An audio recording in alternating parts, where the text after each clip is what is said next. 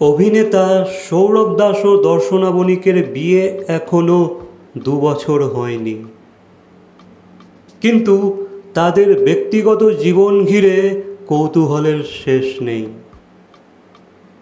সম্প্রতি গুঞ্জন ওঠে দর্শনা মা হতে চলেছেন, কারণ এক পডকাস্টে সন্তান নিয়ে ভাবনার কথা বলেছিলেন তিনি। তবে আনন্দবাজারকে দর্শনা স্পষ্ট জানান সব মিথ্যে কথা। বর্তমানে দুজনেই ব্যস্ত ক্যারিয়ারে। দর্শনা হিন্দি ছবিতে কাজ করছেন বিক্রম ভট্টের পরিচালনায়।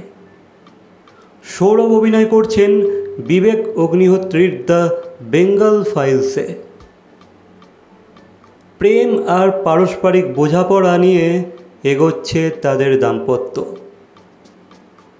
সো গাইস, এ বিষয়ে তোমাদের কি মন্তব্য অবশ্যই কমেন্ট করে জানাবে। ভিডিওটা ভালো লাগলে লাইক, কমেন্ট, শেয়ার, সাবস্ক্রাইব। তো দেখা হচ্ছে পরবর্তী কোনো ভিডিওর সাথে। ঠিক দেন, বাই।